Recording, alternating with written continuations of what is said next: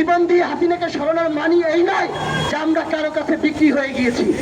অতএব উপায় একটাই, আপনারা শুধরান।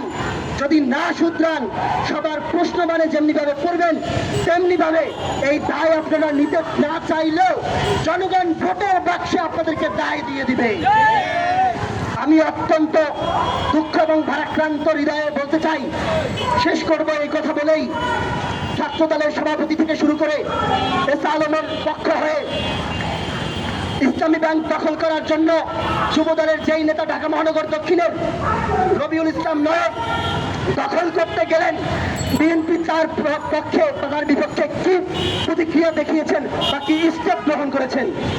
একই সাথে এই কথাটা যদিও প্রাসঙ্গিক নয়, আমি উল্লেখ করতে চাই, যেহেতু বলেন যে ঘটনা ঘটলে আপনারা নাকি সিদ্ধান্ত নেন, ডিসিশন নেন যাতে এই ঘটনা না ঘটে।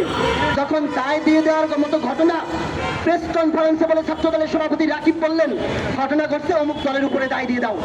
এই ঘটনা বলার পর সেই সভাপতির এগেইনস্টে কি পদক্ষেপ নেওয়া হয়েছিল? একটা পর্যন্ত নেওয়া হয় নাই। আজকে বেকায়দায় পড়েছেন। মিটফোর্ডের ঘটনা কারো গানের উপরে, কোনো দলের উপরে দায় চাপানো যায় না, চিপায় পড়েছেন না? অপকর্ম সারা দেশে যেভাবে করতেছেন এমন চিপায় পড়বেন, আমরা শুভাকাঙ্ক্ষী হওয়া সত্ত্বেও আপনাদেরকে সেখানকে তুলতে পারবো না। অতএব আপনাদেরকে এই দেশের গণঅভ্যুত্থান পরবর্তীতে বাংলাদেশ গঠন করার জন্য যথেষ্ট প্রয়োজন আছে, সেটা নীতি, নৈতিকতা, চরিত্র, গণমানুষের বন্ধু হিসেবে। এর বাইরে যারাই অপকর্ম করবেন তারাই ধূলিসাৎ হয়ে যাবেন।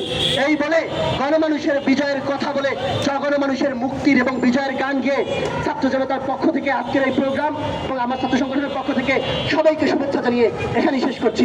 ধন্যবাদ সবাইকে।